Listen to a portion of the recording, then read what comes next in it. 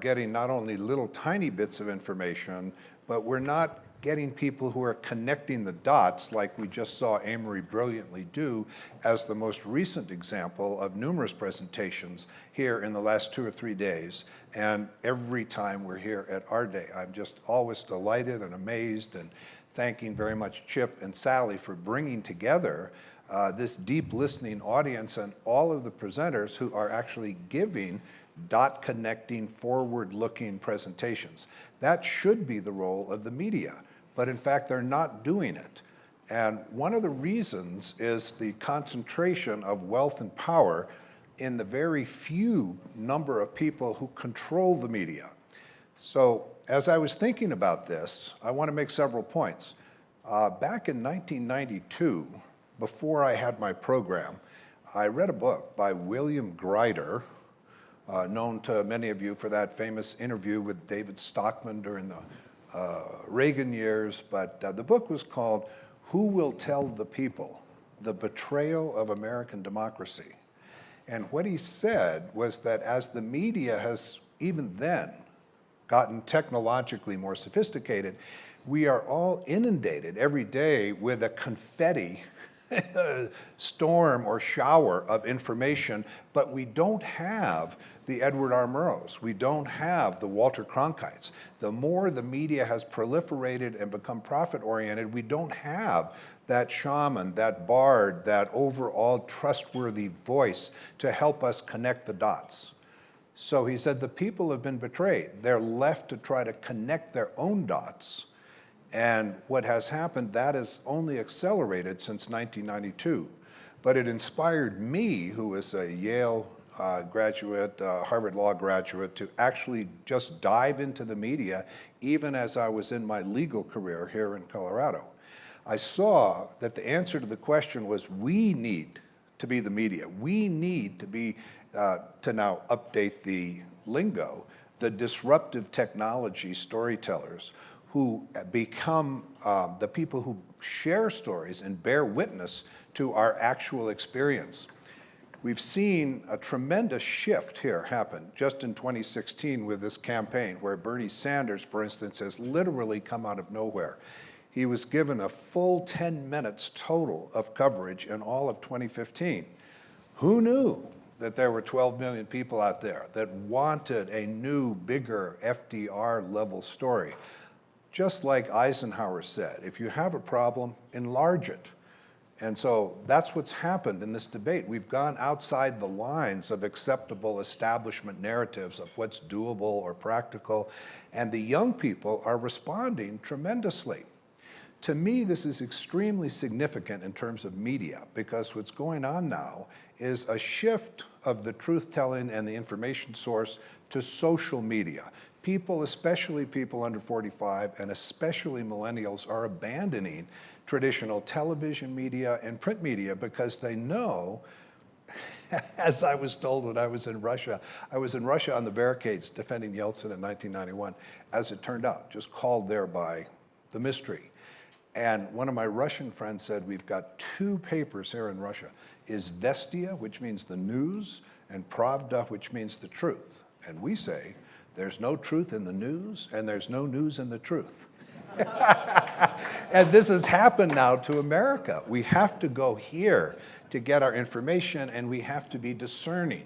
So I want to talk about this in a very large framework from something that came to my email today by an ordinary person who sent something out to her listserv of 2,000 people after reading Jane Mayer's Dark Money. And she gave a brilliant summary of it, a fairly long email, but that means now we don't have to read the book, quote unquote. It would be good to read the book, but in our ADD situation and all of us being so busy, part of this is an example of a person, a citizen, becoming the media, just generously offering the fruit of her own reflections. And one of the things that she said that I recalled from my law days, but I just want to quote it correctly, it was Justice Brandeis. He said, we must choose. We must make this choice. We can have democracy, or we can have wealth concentrated in the hands of a few. We cannot have both. Prophetic. And this is where we are at. in the media and in our lives and in our personal narratives, it's a direct reflection of all of these technologies, moving very rapidly with this hunger to get back in communication with one another, to establish dialogue, but particularly this elder-youth dialogue has been reincarnated now for the first time in 40 years. I got into it when I was a college student, when Erik Erikson, the great psychological historian, said, any civilization, in order to survive, must have a deep and thriving elder-youth ethical dialogue about society's core values, so they're kept alive like fresh-baked bread. And in my generation in the 60s, when I was in the streets for civil rights, I was in the streets for Earth Day, I've created the event at Harvard for Earth Day. That's when 20 million people turned out. When we only had 3 channels on TV, 20 million people went to 12,000 events, a tenth of the population. And within 8 months, the Republican Party had turned around 180 degrees, and the EPA was up and running and funded, and then the Clean Air Act, the Clean Water Act, because people got out in the public and interacted. The media has caused us to privatize our lives. We've become passive consumers of media, and now this is getting reborn, where young people are saying, gee, there's the old guy, but if you listen to what he has to say, he's got a lot of good ideas. So 84% of millennials showing up for Bernie, the majority of people under 45. But these are people now, yes, that are taking the reins of telling each other's stories, okay? Now, that's 9 minutes. Okay, 9 minutes, so I'm going to just say the final thing I want to announce, and I may not be able to say this in detail, but we have a tremendous crisis right now in the city of Boulder. Everything that Amory said, we have understood this. We people who are on the high-tech team, I have done 30 programs on independent community-sponsored radio, listener-supported, so we can actually tell the truth without rounding it in any way. I've done 30 programs which helped inspire 4 election victories for Boulder to break away and be its own independent media, independent energy source, and empower the citizens. So instead of being passive ratepayers with a captive, culture from Excel, we can now break out and actually be our own energy producers, but only if we can break away from Excel.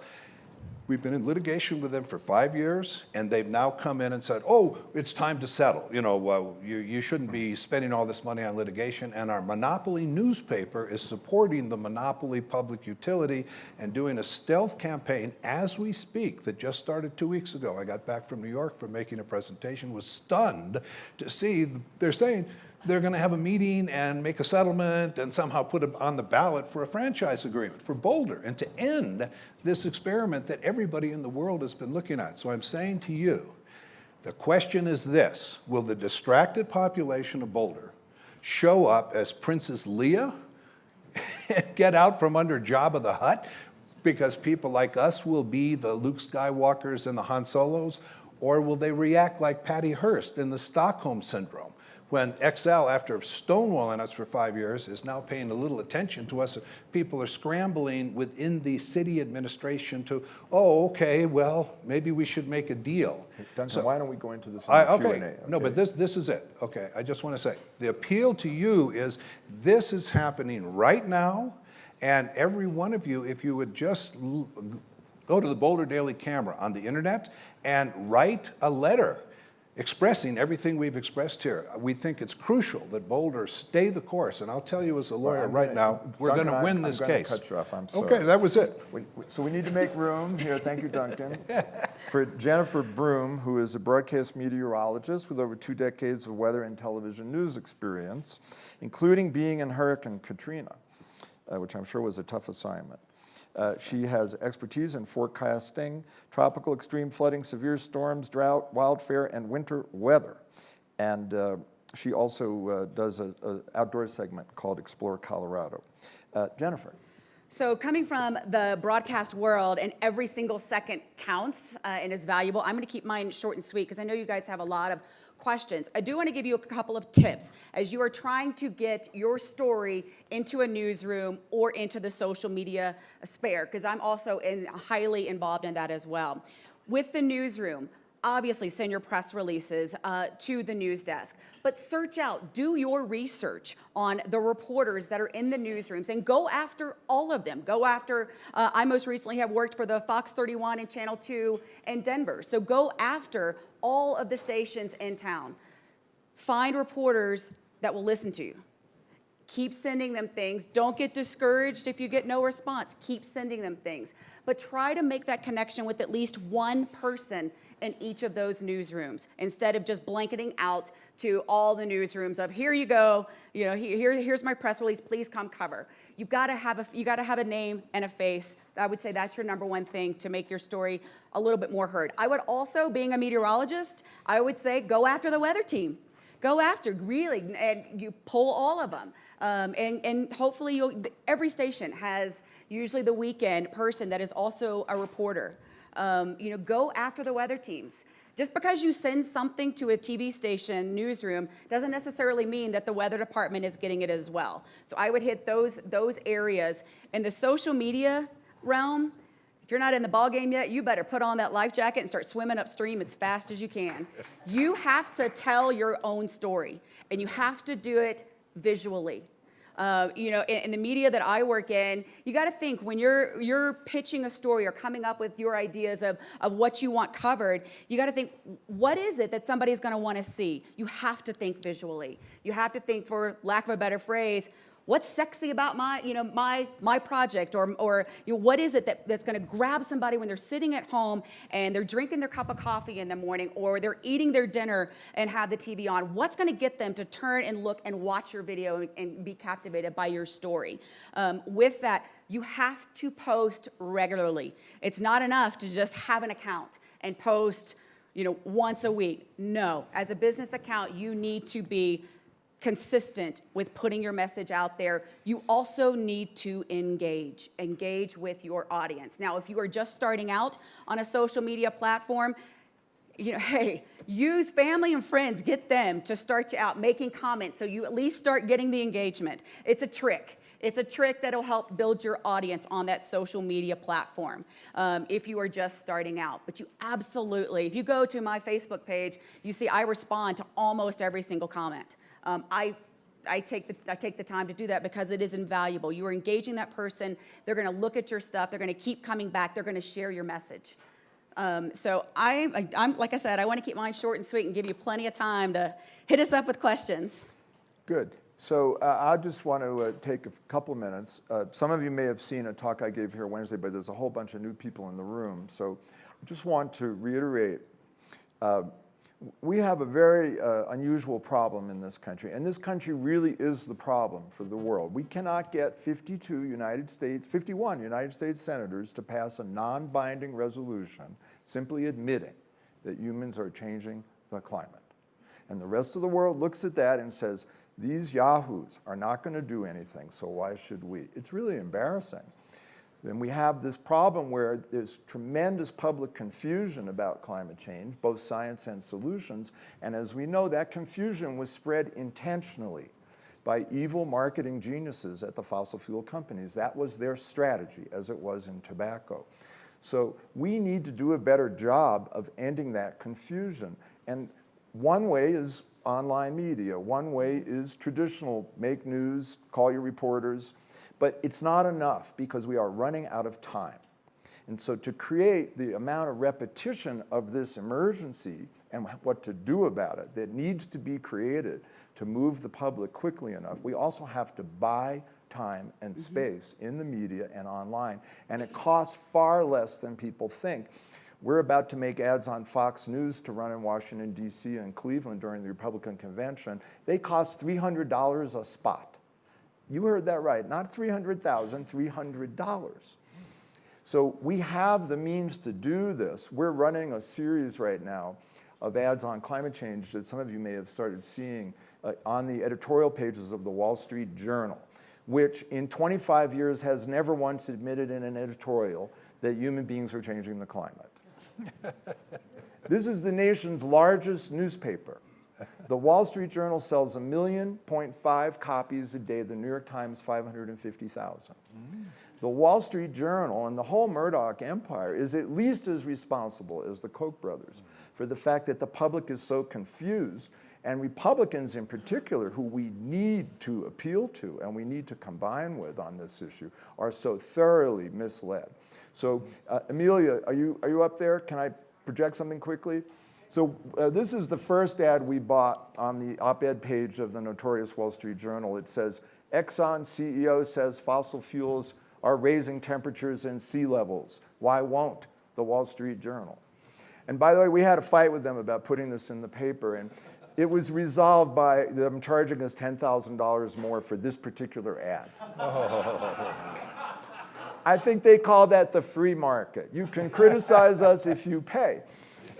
So the second ad, Amelia, it's in the same PDF, is starting with the basics that people don't know. Carbon dioxide traps heat on Earth. If we can agree on that, we can have a conversation.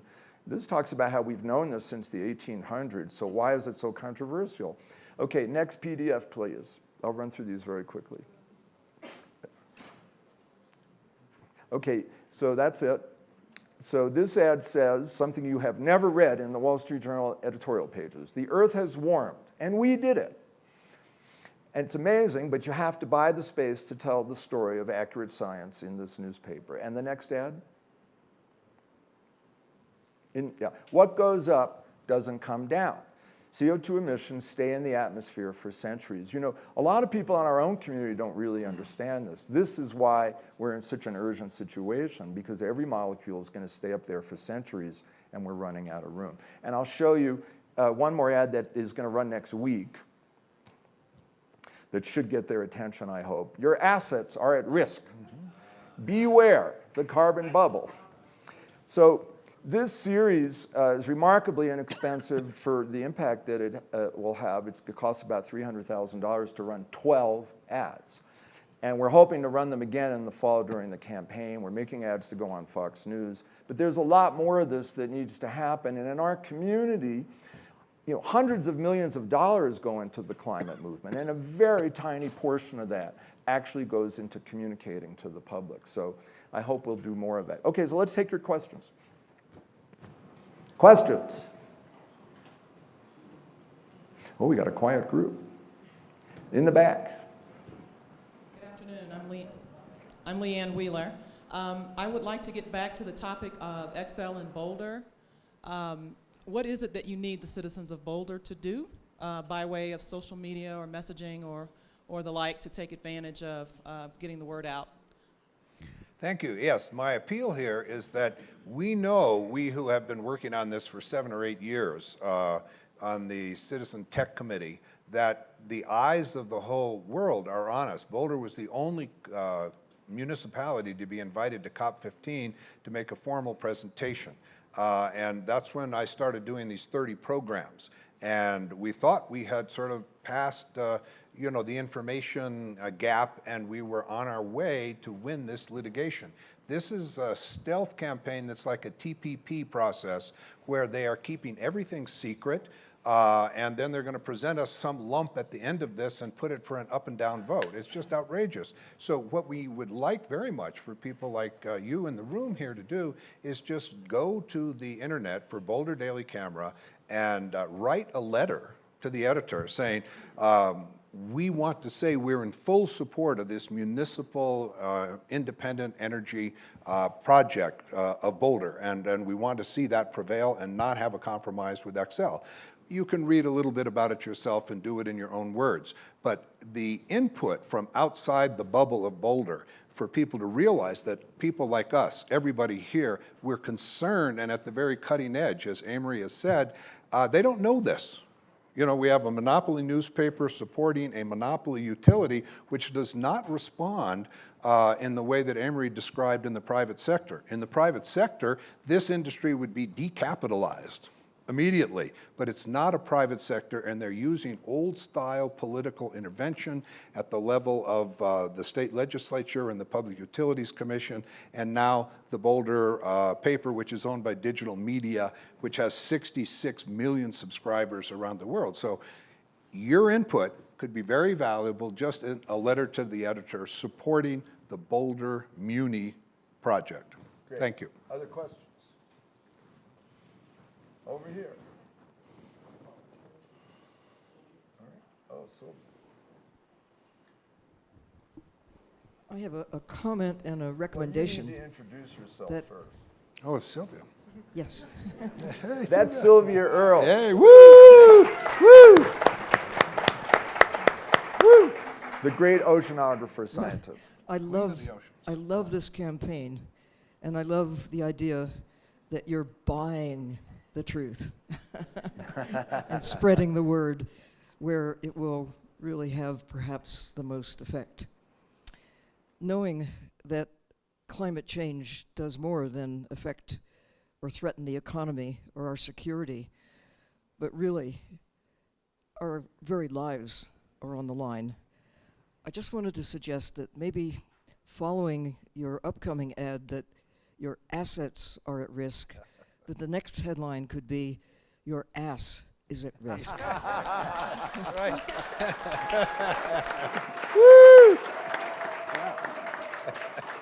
Great, brilliant, Cover your assets. touche. Who has a question? In the front here. This is kind of directed to all of you, but the meteorologists. And it seems like there's a big push in mass media that geoengineering is going to be our only solution to really stop what we're doing because we can't get the parties to do that. Who is funding that initiative? Because in all the research I've done, it looks like a bad idea that's untested. And I'm concerned that they're already doing some of this around the world, and there's a lot of other people. So I don't know who might want to answer that, but I'm kind of directing it towards the I'm weather not sure expert. who's funding it, but I can tell you where there's a whisper, you need to listen and need to really go through and say, okay, if there's already chatter about it, it's probably happening already. So to combat that, you need to start putting your story out. It's just like what I said with doing the social media. Use the non-traditional media. My background's traditional media, and here I am telling you go non-traditional. Use the non-traditional because that's where you can get traction first, and then go after the traditional. As you're down the road, buying time. You can do it on all the social media channels as well to do a target audience. You have to do that, but that's what it is. If it's listening to the chatter that's there, it's there. Other questions? Okay. I'll tell you an interesting social media tactic that the activist groups can do. So we got involved in a fight against the Korean electronics giant LG. They were going to build a massive office tower way above the tree line on the Palisades side of the Hudson River, the beautiful Palisades Vista just north of the George Washington Bridge in New York.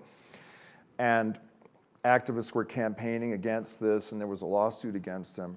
So we decided to buy Google search ads for the names of the top LG executives, so that when they search their own name, or their assistants or their PR people search their own name, up would come our ad. How dare you ruin this view? Better not. And then, those of you who have shopped on the internet know that once you see an ad for a mattress, if you're looking for a mattress, you will see that ad all week. So we did that to them too. It was very effective. That's good. So there are guerrilla strategies one can do that are remarkably inexpensive if you're creative.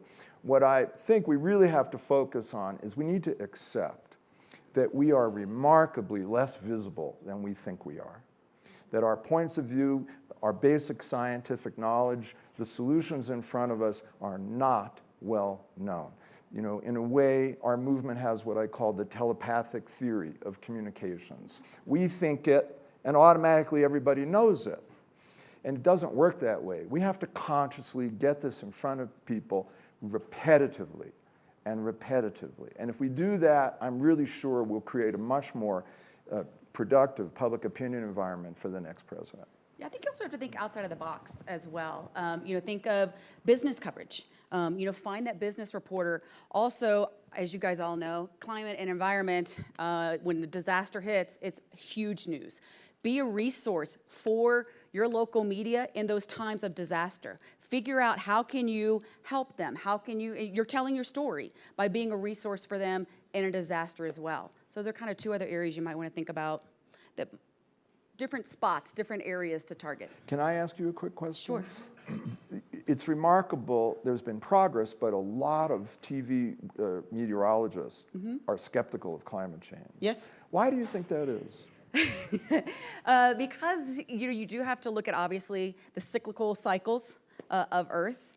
And I think there are some that are still very staunch that way and only believe in that you go through periods of drought, you go through periods of floods. However, I kind of feel like over the past 5 years, you do have more and more television meteorologists, research meteorologists that are buying into climate change, just like you're starting to see on the global scale, more, and obviously in the political arena.